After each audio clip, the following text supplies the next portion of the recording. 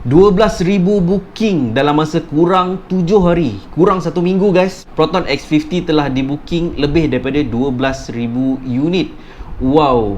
Kalau satu booking RM500 kali 12,000, so Proton dah collect lebih kurang 6 juta ringgit untuk booking X50 saja. Kurang daripada 1 minggu. Agak menggembirakan juga sebenarnya bila National Car, kereta jenama tempatan kita, kembali mendapat tempat di hati rakyat seperti Pro 2. So, tahniah Proton. Actually, ini bukanlah video X50 part kedua yang korang semua tunggu-tunggu tu. Tapi ini adalah video update susulan daripada video pertama. Video pertama tu saya ceritakan daripada segi first look, pandang pertama. Dan bagi korang yang belum tengok video tu, link dia dekat atas ni. Sebab agak mustahil untuk saya ceritakan semua spesifikasi untuk sesebuah kereta yang syarat dengan sistem canggih dan teknologi yang gila macam X50 ni dalam masa 10 minit. So, ini adalah video susulan dan ini adalah video 7 perkara yang korang perlu tahu tentang X50. Jom.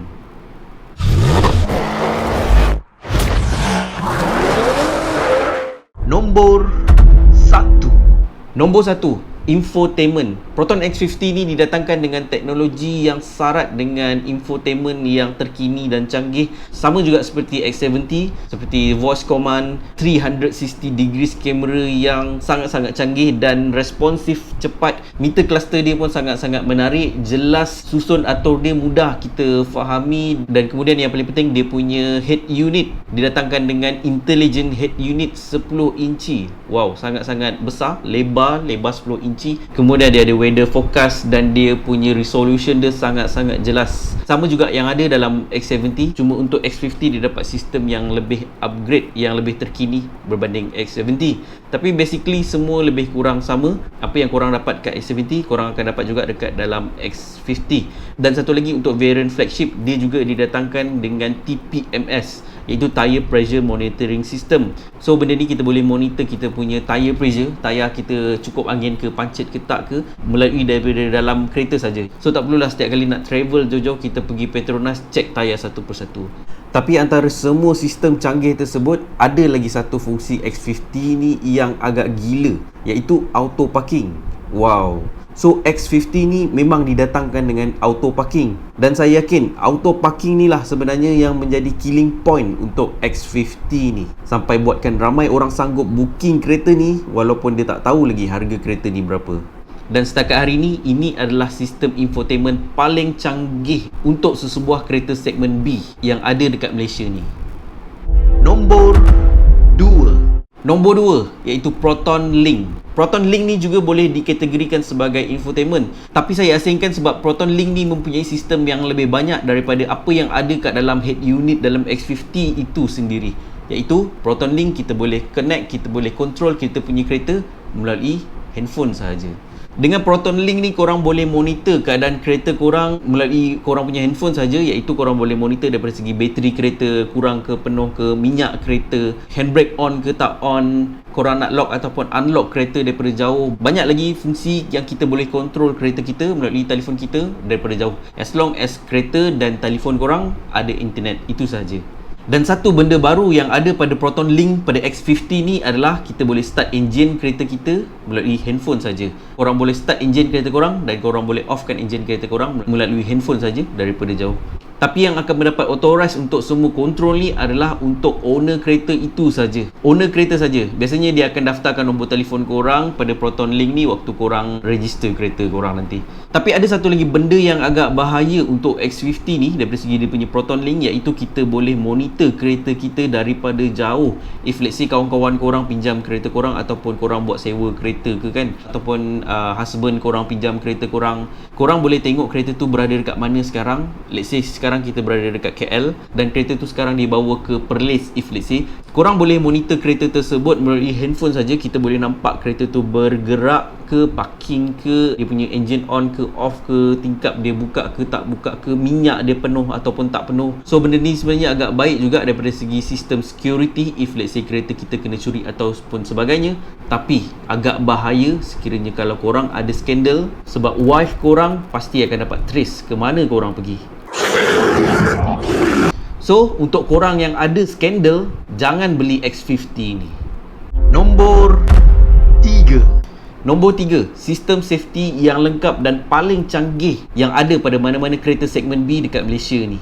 Semua variant Proton X50 ni daripada standard sampailah ke flagship didatangkan dengan airbag, ABS, EBD, traction control, hill hold assist, electronic stability control, brake assist dan auto brake hold. Tapi untuk versi full spec iaitu flagship, dia didatangkan dengan satu lagi extra safety features iaitu ADAS. ADAS bukan HADAS. Advanced Driving Assistance System, yang mana dia equip dengan pelbagai sistem safety features seperti Autonomous Emergency Braking, Forward Collision Warning, Adaptive Cruise Control, Lane Departure Warning, Blind Spot Information System, Door Opening Warning System, Intelligent High Beam Control dan banyak lagi. Sebab di sekeliling kereta tersebut dilengkapi dengan 5 kamera dan banyak sensor. So daripada segi sistem safety, Proton X50 adalah antara yang paling canggih untuk kategori segmen B yang ada dekat Malaysia sehingga hari ini. Nombor 4. Daripada dalaman dia untuk flagship ni didatangkan dengan 3 ton warna iaitu hitam, silver brush dan merah. Merah dia agak merah gelap juga supaya tak begitu kotor. Dan yang paling unik sekali kalau korang tengok dekat dia punya aircon vent, aircon blower dia macam exhaust turbine kapal terbang. Wow, jet fighter punya exhaust sangat-sangat unik. Tak ada lagi mana-mana kereta di bawah harga RM200,000 dekat Malaysia ni yang ada aircon blower yang secantik macam ni.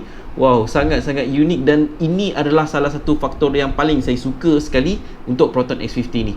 Dia punya steering pun cantik, tak begitu besar, tak begitu kecil, flat bottom, agak sporty dan dia punya button dekat steering dia tu pun besar-besar, tak nampak murah dan mudah untuk kita tekan. Dia punya susun atur dekat center console dia pun tersusun cantik, dia punya gear knob pun cantik. So boleh kata kelebihan paling besar untuk Proton X50 ni, kelebihan paling utama dia adalah daripada segi design ruang dalaman. 1 tahun yang lepas saya ada ceritakan dalam video Honda Civic FC yang mana saya mengatakan interior dalaman Honda Civic FC adalah yang paling cantik untuk mana-mana kereta kategori RM200,000 dekat Malaysia ni. Dan tak lama selepas tu saya ada ceritakan tentang Peugeot 3008 dan saya mengatakan interior Peugeot 3008 lebih cantik daripada Honda Civic FC dan interior 3008 adalah yang paling cantik untuk kereta di bawah harga RM200,000. Tapi hari ini dengan kemunculan Proton X50 ni, interior dalaman Proton X50 lebih cantik daripada Honda Civic FC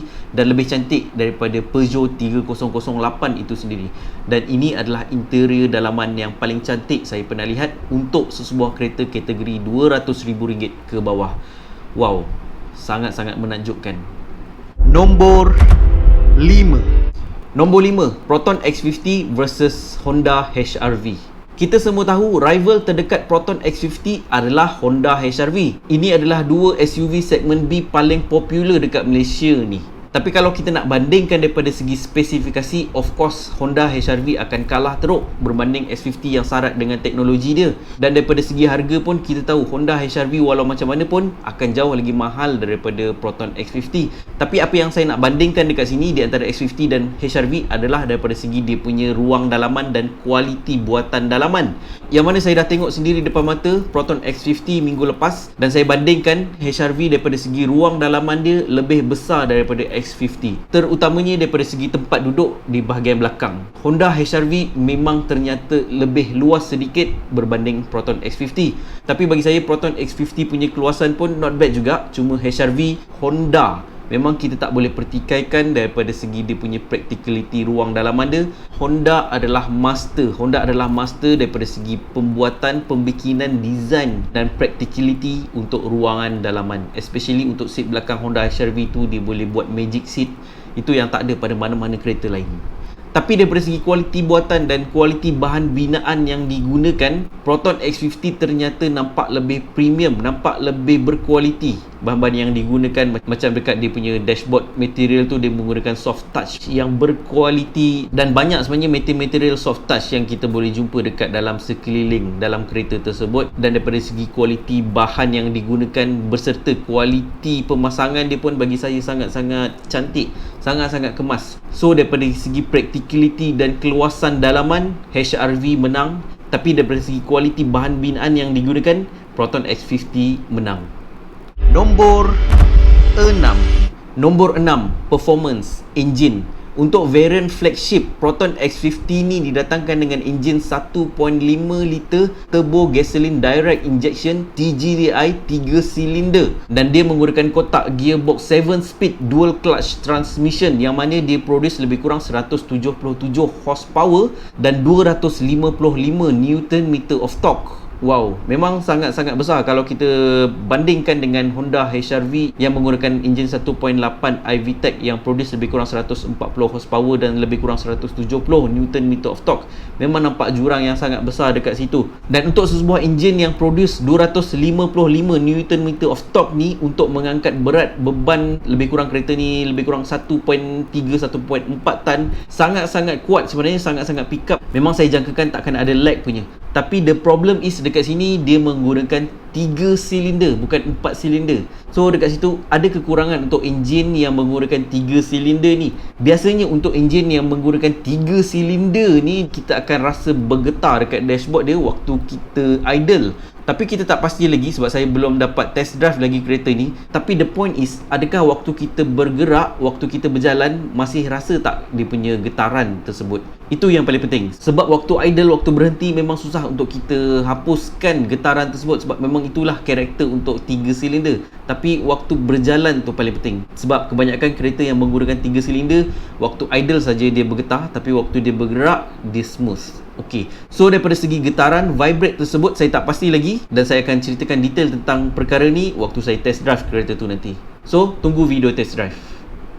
Nombor 7. Nombor 7, Proton X50 ni didatangkan dengan 7 pilihan warna, iaitu putih, Snow White, Armour Silver, Jet Grey, Ocean Blue, Citric Orange dan Passion Red. Passion Red yang macam saya review dekat media preview hari tu, dan yang paling menarik perhatian saya adalah Ocean Blue dan Citric Orange. Wow, adakah Ocean Blue ni sama macam biru iris? Mungkin lebih kurang sama, dan kalau sama macam biru iris, memang cantik colour biru ni. Memang menarik. Dan Citric Orange ni pun not bad juga. Dia lebih kurang macam ala-ala Almera 2020 tu. Memang cantik. Dan bagi saya, kalau saya nak beli, saya akan ambil Snow White. Sebab line up kereta saya daripada dulu sampailah sekarang semuanya warna putih, kecuali si Mia merah tu je yang warna pelik sikit. So ini adalah beberapa update tentang Proton X50 dan 7 perkara yang anda perlu tahu tentang Proton X50 ni. Dan next saya akan ceritakan tentang beberapa benda tersembunyi yang ada pada Proton X50 ni yang ramai korang semua tak perasan sebenarnya. Dan saya akan kaji juga faktor-faktor kekurangan yang ada pada X50 ni. Ada sebenarnya kekurangan dia. Tiap-tiap kereta dalam dunia ni pasti akan ada dia punya kekurangan tersendiri. Pasti ada. Dan jangan risau, video part 2 akan menyusul once saya dapat test drive kereta ni, InsyaAllah. So pada korang yang nak booking, nak buat tempahan untuk Proton X50 ni, boleh hubungi nombor-nombor yang saya sediakan dekat ruang description dekat bawah ni. Ini adalah trusted seller saya. InsyaAllah diorang akan bantu korang sebaik yang mungkin. Korang boleh hubungi nombor-nombor tersebut mengikut kawasan yang terdekat dengan kawasan masing-masing. Mana tahu insyaAllah kalau ada rezeki, kita dapat jumpa, saya dapat jumpa korang waktu penyerahan kereta X50 korang tu nanti, InsyaAllah. So, terima kasih pada korang yang menonton video ni sampai habis, dan sekiranya ada sesuatu ilmu bermanfaat yang mungkin korang boleh ambil daripada video ni tentang Proton X50, saya hargai sangat-sangat sekiranya korang bantu saya dengan 2 klik. Klik button like dan klik button subscribe dekat bawah ni. Akhir kata, saya Nas Abdullah, strategi, fight, conquer. Jumpa korang di video part 2 Proton X50. Bye.